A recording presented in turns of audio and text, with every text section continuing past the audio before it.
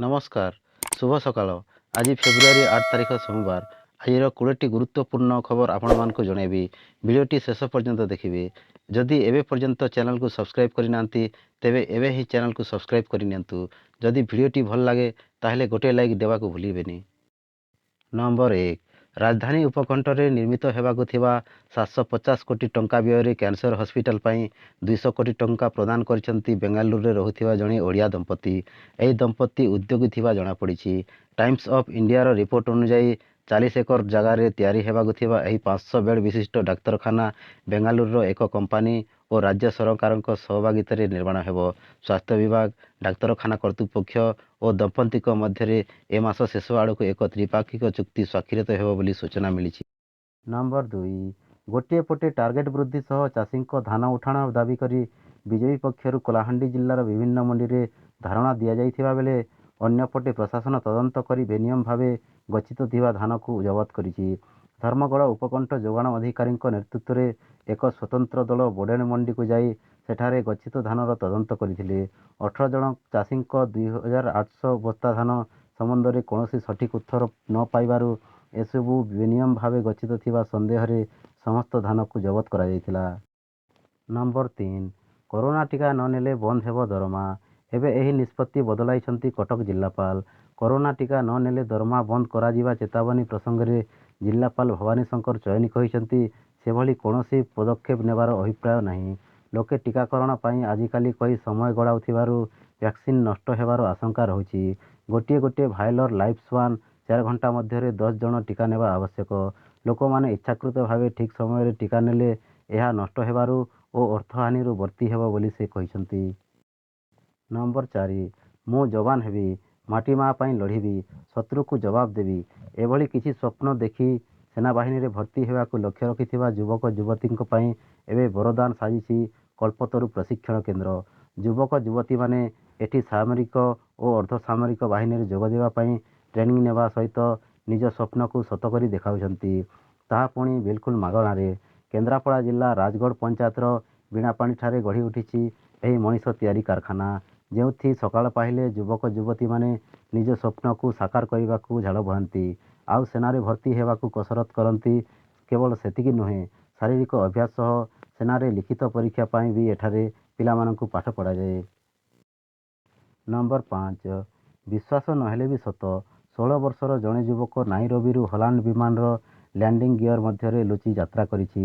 Airbus A330 କାର୍ଗୋରେ ଯୁବକ ଜଣକ ଲୁଚି ଯାଇଥିଲା। ତୁର୍କୀ ଓ ବ୍ରିଟେନରେ ଏହି ବିମାନ ଦୀର୍ଘ ସମୟ ରହିଥିଲା।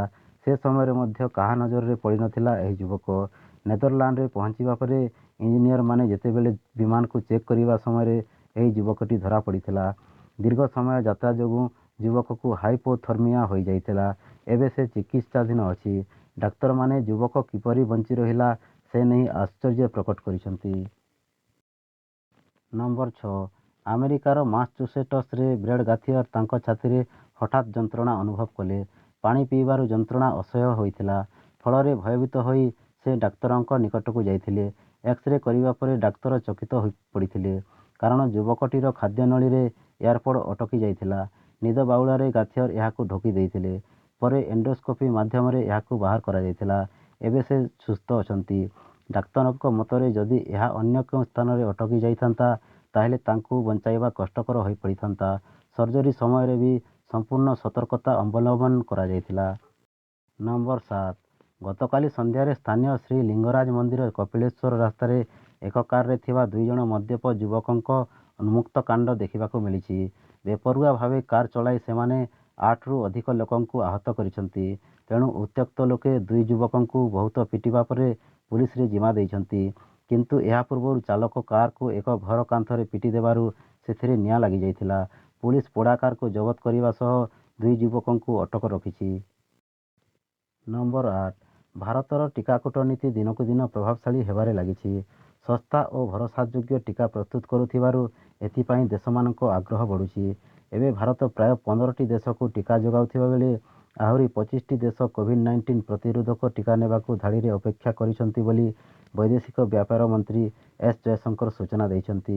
କରୋନା ସଂକ୍ରମଣର ଆତଙ୍କ ଆସିବା ଦିନଠାରୁ ଭାରତ ନିଜକୁ ସୁରକ୍ଷିତ ରଖିବା ତଥା ପଡ଼ୋଶୀ ଦେଶମାନଙ୍କୁ ସହାୟତାର ହାତ ବଢ଼ାଇ ଆସିଛି। ଏପରିକି ଯୁକ୍ତରାଷ୍ଟ୍ର ଆମେରିକା ଏବଂ ବ୍ରିଟେନ୍ ଭଳି ଦେଶକୁ ମଧ୍ୟ ହାଇଡ୍ରୋକ୍ଲୋରୋକ୍ୱିନ୍ ବଟିକା ଯୋଗାଇ ବିଶ୍ୱାସୀଙ୍କ ହୃଦୟରେ ସ୍ଥାନ ଅକ୍ତିଆର କରିଛି। ଏବେ ଯେତେବେଳେ ବିକଶିତ ଦେଶଗୁଡ଼ିକ ନିଜ ଦେଶ ଦ୍ୱାରା ପ୍ରସ୍ତୁତ ଟିକାକୁ ନେଇ ବିଶ୍ୱ ବଜାରକୁ ଆସିଛନ୍ତି, ସେତେବେଳେ ଭାରତ ମଧ୍ୟ ନିଜ ଜ୍ଞାନ କୌଶଳ ଓ ବୈଜ୍ଞାନିକଙ୍କ ଦ୍ୱାରା ପ୍ରସ୍ତୁତ ଟିକା ନେଇ ବିଶ୍ୱବାସୀଙ୍କ ଧ୍ୟାନ ଆକର୍ଷଣ କରିଛି। ନମ୍ବର 9, ତେଲେଙ୍ଗାନାରେ ଏକ ଅଦ୍ଭୁତ ମାମଲା ଦେଖିବାକୁ ମିଳିଛି। ତାହା ହେଲା 2ଟି କୁକୁଡ଼ାକୁ 25 ଦିନ ଧରି ଲକଅପ୍ରେ ବନ୍ଦ କରି ରଖାଯାଇଛି। ଏବେ ଏହି 2ଟି କୁକୁଡ଼ା ନିଜର ମୁକ୍ତିର ଅପେକ୍ଷାରେ ଅଛନ୍ତି। ଯେଉଁ ଦଲାଲଙ୍କ ପାଇଁ ଏମାନଙ୍କୁ ପୋଲିସ ଧରିକି ଆସିଥିଲା, ସେମାନେ ଏବେ ଜାମିନରେ ବାହାରି ସାରିଛନ୍ତି, କିନ୍ତୁ କୁକୁଡ଼ାଗୁଡ଼ିକ ଲକଅପ୍ରେ ଅଛନ୍ତି। ଏହି ମାମଲା ତେଲେଙ୍ଗାନାର ଖମମ ଜିଲ୍ଲାରେ ଘଟିଛି, ଯେଉଁଠି ମେନ୍ଦିଗୌଡ଼ା ପୋଲିସ ଷ୍ଟେସନ ଭିତରେ 2ଟି କୁକୁଡ଼ା 25 ଦିନ ଧରି ଲକଅପ୍ରେ ବନ୍ଦ ହୋଇ ରହିଛନ୍ତି। ନମ୍ବର 10, ଶ୍ରୀମନ୍ଦିର ଚାରିପଟେ 75 ମିଟର ପରିଧି ଅଞ୍ଚଳକୁ ଐତିହ୍ୟ କରିଡରରେ ପରିଣତ କରିବା ଲାଗି ରାଜ୍ୟ ସରକାର ଜୋରଦାର ଉଦ୍ୟମ ଚଳାଇଛନ୍ତି। କୋଠା ହଟାଯାଇଛି, ବିକାଶ କାର୍ଯ୍ୟକ୍ରମ ଆରମ୍ଭ ହୋଇଛି। ଏହି ପ୍ରକଳ୍ପକୁ ନେଇ ସରକାରଙ୍କ ସ୍ୱପ୍ନ କାହିଁରେ କେତେ? ଠିକ୍ ଏହି ସମୟରେ କେନ୍ଦ୍ର ସରକାର ଏକ ଜବରଦସ୍ତ ଝଟକା ଦେଇଛନ୍ତି। କେନ୍ଦ୍ରର ଏକ ବଡ଼ ନିଷ୍ପତ୍ତି ସମୁଦାୟ ବିକାଶ ପ୍ରକ୍ରିୟାର ତଣ୍ଟି ମୋଡ଼ି ଦେବା ଭଳି ପରିସ୍ଥିତି ସୃଷ୍ଟି କଲାଣି।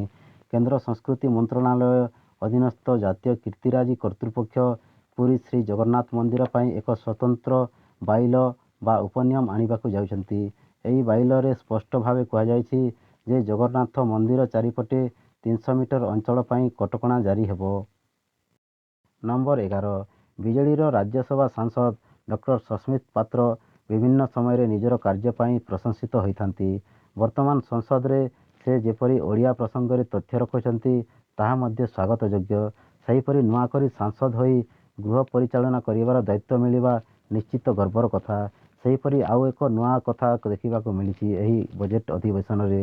ଫେବୃଆରୀ 1 ତାରିଖରେ ଗୃହରେ ବଜେଟ୍ ଉପସ୍ଥାପନ ହୋଇଥିଲା। ସେହିଦିନ ସସ୍ମିତ ସଂସଦକୁ ସାଇକେଲରେ ଯାଇଥିଲେ।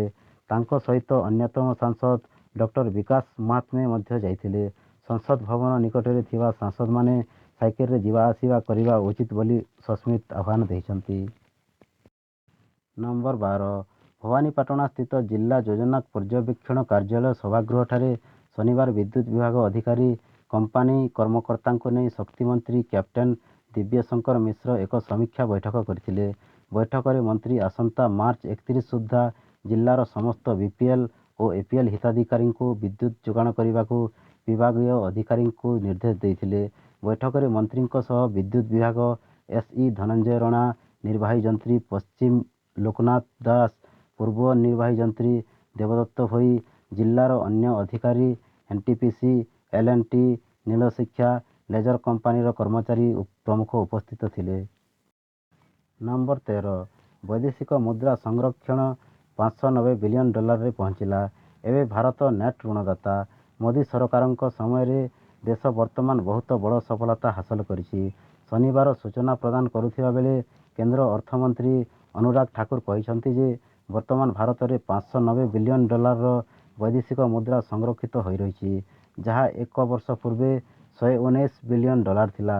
ସେ କହିଛନ୍ତି ଯେ ଏହା ହେବା ପରେ ଦେଶ ବର୍ତ୍ତମାନ ନେଟ୍ ଋଣଦାତା ହୋଇପାରିଛି। ନେଟ୍ ଋଣଦାତା ଏପରି ଏକ ପରିସ୍ଥିତିକୁ କୁହାଯାଏ, ଯେତେବେଳେ ବୈଦେଶିକ ମୁଦ୍ରା ଭଣ୍ଡାର ସମୁଦାୟ ବୈଦେଶିକ ଋଣରୁ ଅଧିକ ହୁଏ। ଭାରତ ଉପରେ $554 ବିଲିୟନ ବିଦେଶୀ ଋଣ ରହିଛି। ନମ୍ବର 14, ସାଇବର ଠକେଇର ଶିକାର ହେଲେ ଇଣ୍ଟେଲିଜେନ୍ସ ବ୍ୟୁରୋର ସହ ନିର୍ଦ୍ଦେଶକ। ଲୁଟେରା ତାଙ୍କ ଆକାଉଣ୍ଟରେ ଜମା ହୋଇଥିବା 2,10,000 ଟଙ୍କା ନିଜ ପାଖକୁ ଟ୍ରାନ୍ସଫର କରିନେଇଛନ୍ତି। ଏହା ଜାଣିବା ପରେ ସେ କୋଟଲା ମୁବାରକପୁର ପୋଲିସ ଷ୍ଟେସନରେ ଏନେଇ ଏକ ଏଫ୍ଆଇଆର୍ ଦାୟର କରିଛନ୍ତି। ଆଇବି ଅଧିକାରୀ ଏସ୍ ମୁର୍ମୁ କିଦୱାଇ ନାଗର ଅଞ୍ଚଳର ଟାଇପ୍ 4 ଫ୍ଲାଟରେ ରୁହନ୍ତି।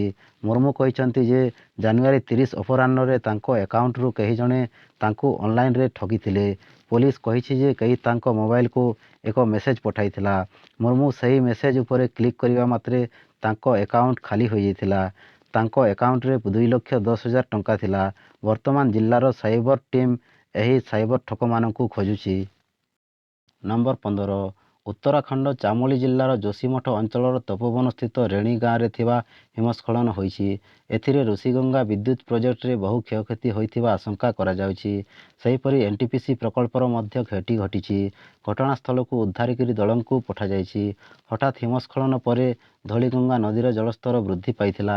ବଳନ୍ତା ନଦୀର ଜଳସ୍ରୋତରେ ନଈ କୂଳରେ ବାସ କରୁଥିବା କେତେକ ଲୋକ ଭାସି ଯାଇଛନ୍ତି। 150ରୁ ଅଧିକ ଲୋକ ନିଖୋଜ ଥିବା ପ୍ରଶାସନ ପକ୍ଷରୁ ସୂଚନା ଦିଆଯାଇଛି। ପ୍ରୋଜେକ୍ଟରେ କାମ କରୁଥିବା 40ରୁ 50 ଜଣ ଶ୍ରମିକଙ୍କ ସନ୍ଧାନ ଜାରି ରହିଛି।